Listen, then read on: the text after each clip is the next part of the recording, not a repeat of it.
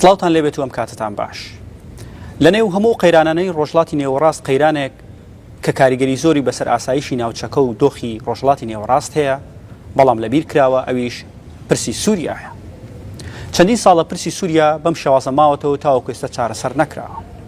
بێگومان کاتێک باسی سووریاش دەکەین، پرسی کورد و چارەنووسی کورد یەکێکە لە پرسە هەرە گرنگەکان و ئەو بۆچوونانەش زۆرن کە پێیان وایە بەبێ چارەسەرکردنی کێشەی کورد لە سووریا ئەستەمە بەتەواوەتی کێشەی سووریا چارەسەر بکرێت. من دیارکردم ئێستا لە وەزارەتی دەرەوەی ئەمریکام دەمەوێت بۆ گفتوگۆکردن لەسەر ئەم بابەتە میوانداری زۆر بەڕێژ ئیثان گۆڵتریچ، جێگری یاریدەری وەزیری دەرەوەی ئەمریکا بۆ کاروباری سووریا. زۆر سپاس جێگری یاریدەری وەزیر گۆڵتریچ کە میوانی ڕووداویت. زۆر سپاس بۆ هاتنەبە بۆ وەزارەتە دەرەوە. بە پرسیارێک لەبارەی پرسی سووریا دەست پێ دەکەم. بۆ چەندین ساڵ دەبێت لەگەڵ کۆمەلگەی نێودەوڵەتی کار دەکەن تاوەکو پرسی سووریا بە پێی بڕیاری 2254 چارەسەر بکەن. بەڵام لە ڕاستیدا ئەمە باشکاری نەکردووە. کەواتە ئێوە هیچ جێگرەوەیەکتان هەیە بۆ کۆتایی هێنان بۆ قەیرانی سووریا؟ وەکە هونجی دەزانن، ڕێبەبەریە بایدن لە ساڵە 2021دا سیاسەتێک ji بۆ سووریە دانی کۆبەریە هەر تشتی پێدویا ڕۆبڕۆبوونە داعشێ و ڕێگرتنە لە vejîna داعشێ لەخوا دەگرا. هەروەسا لە گۆڕڤەیەکێ ئەم هەوڵ دەدەن ئێش و ئازاران لە سووریە کێم بکەن و ڕێژەیە ئالیکاریان مرۆڤی زێدە بکەن. هەروەسا ئەم ڕژیمێژە تشتێن کوکردنە بەرپرسیار دەبینن دەناودە پاراستنە ئاگربەستان و هەوڵدانە پێشیگرتنە لە بەلاوبوونە تند و تێژیە لە سووریە. ji bo piştgirîkirina van hemûyan jî em piştgiriya biryara 2254 û pêvajoya siyasî dikin.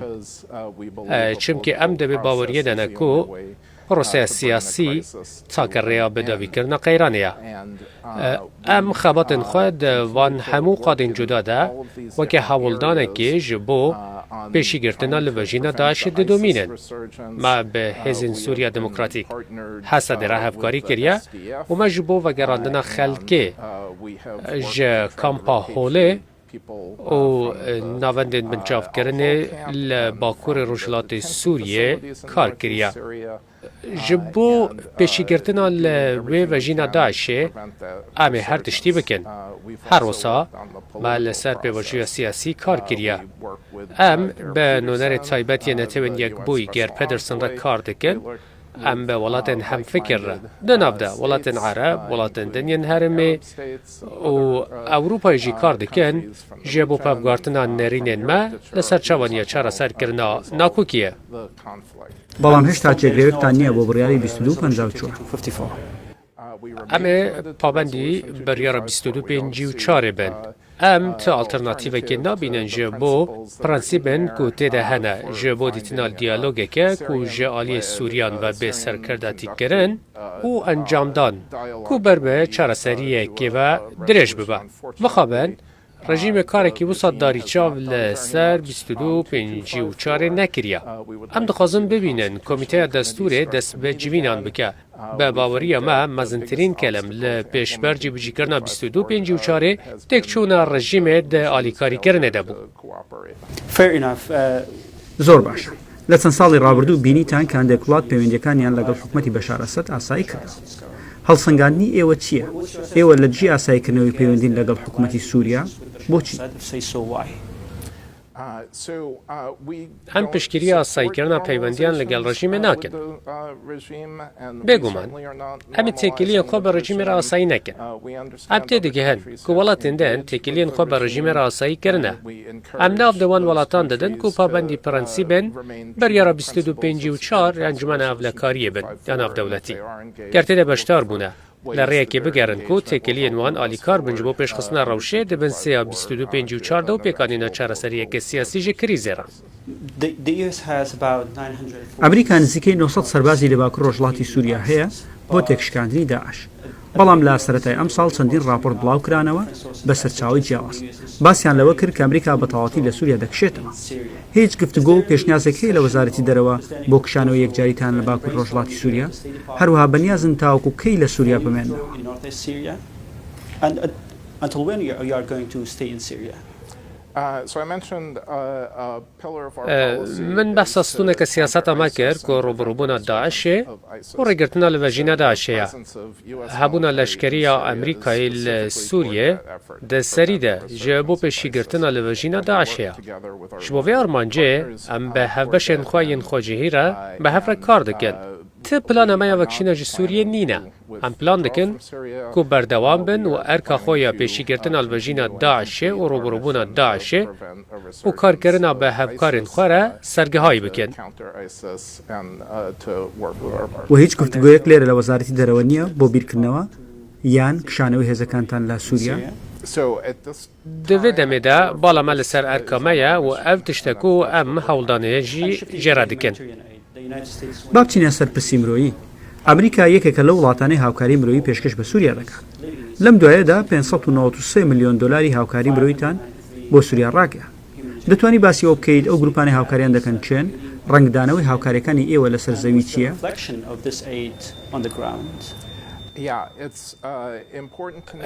اره گرنگه کو ام بالا ببن سرویه که نها کریزن پر جدا لجیهان هنه لسرچافکانین کو جبو تفگرا لگل قیرانان بردستن رکبریه که مزن هیا ام به سربلندن کو ده هفرکیه سوریه ده جسال 2011 و در راستیه ده ما 17.8 میلیارد دلار وکه آلیکاری پیشکشی سوریه کریه.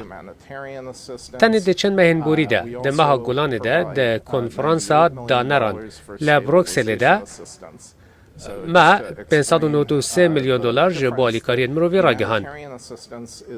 هر وسا امی 98 میلیون دلاران جبو آلیکاری آرامی پیشکش بکن. هر وسا هم حول دادن که آلیکاری مروی پیشکشی سوریین لدروه سوریه آنکو جواکن پنابران لترکیه، لبنان و اردن بکن. آلیکاری جبو آرامیه بهتر آراسته ایمان دوران هاتیه کرن که داعش هاتن آزاد کرن. اون نافچه این ولایت این کنه ده بندستی رژیم دنه. امبریا آواین جه رنگ یعنی آلیکاری خواه حول دادن خوارن، آوا پاقش، جه و حوینه، دبار، پرورده و چندین واردن ده ین جدا دابین بکن که امبریا واندکارن آلیکاری خلکه بکن. جبوی دابین کرنا پیدوین وان ین مروی ین سرطایی. بگومان آرمان جمعه کتابون قیرانه دا که خلق بکار بند و گرنجیان آسایی و پیدویوان به وان هموالیکاری نمینه. لحتا که او در روشک زاف دجوار دنه و گلک پیدویوان هنه وک من بحث کرد باشه سرکه سیاست ما حول دانا باشتر کرنا آلیکاری مروی بر روشه ریه. به آلیکاری که ام پیشکش دکن. کاتێک باس لە سووریا دەکەین سووریا وڵاتێکی تاو دابەشکراوە ڕێبەرێکی خۆسەر لە باکوور ڕۆژڵاتی سووریادا هەیە هیچ ژمارەیەکت هەیە سەبارەت بە بڕی هاوکاریەکانتان بۆ باکوور ڕۆژڵاتی سووریا هاوکاری و بەرنامەی هاوکاریەکانتان بۆ ئەو ناوچەیە چییە؟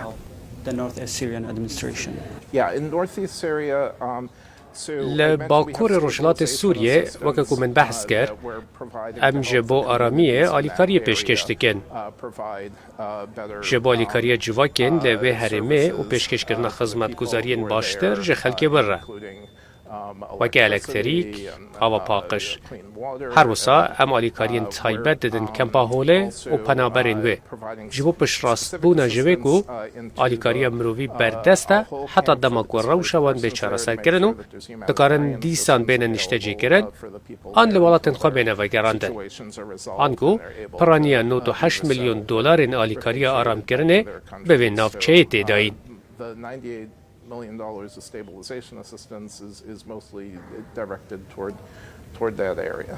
And we are going to the last part. دەچینە سەردوایین بەشی هەڵپەیوینەکەمە. باس لە پرسی کورد لە سووریا دەکەین. هاوبەشی کورد و ئەمریکا لەسەر بنچینەی پابەندیتان بە بەرەنگاربوونەوەی داعش دروست بوو. ئێستا دەتوانیت بەڕوونی پێم بڵێیت سیاسەتی ئێستای ئێوە بۆ کورد چییە؟ هەروەها دەتانەوێت چۆن کێشەی کورد لە داهاتووی سووریا چارەسەر بکەن؟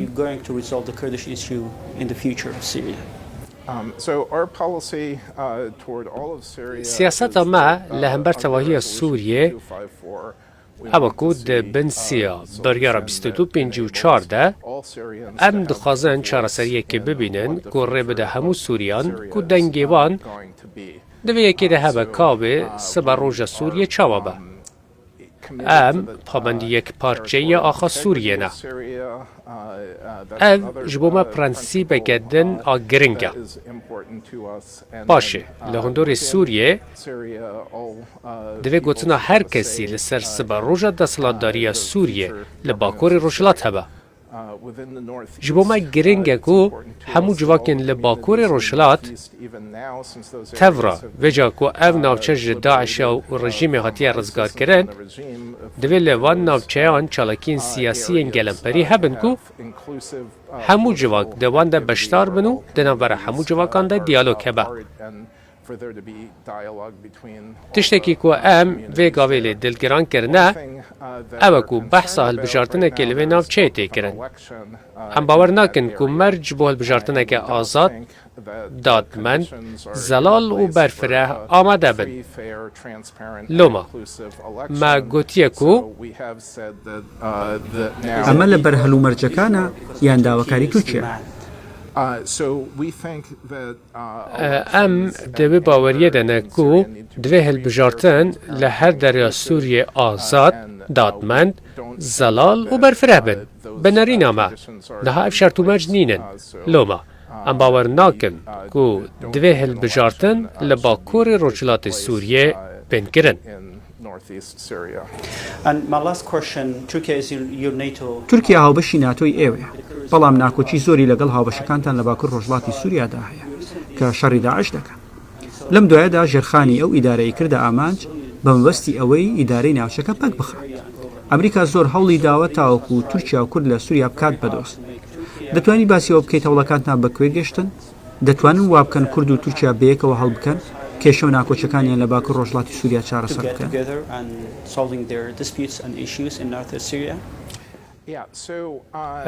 پێشیە تورکیا هەفپەیمانە ناتۆ و ئەمریکایە. ئەم بە تورکیێرە لەسەر gelek کێشەیên cihê yên di seranserê cîhanê daxivin. Sûriye jî di nav de ye û fikarên me yên hevpar hene. Xwasteka me ya hevpar heye ji bo dîtina cîbjîkirina biryara 2254. Xwasteka me ya hevpar heye ji bo ku pêvajoyeke siyasiya berfireh li Sûriyê ji bo hemû gelê Sûriyê hebe. Fikarên me yên hevbeş derbarê robirûbûna terorê li Sûriyê û şerê dijî Daişê hene. Dilgiraniyên me yên miroviyên hevpar hene. Her wiha pêdivîya alîkariya derveyî sînûran qene em bikaribin.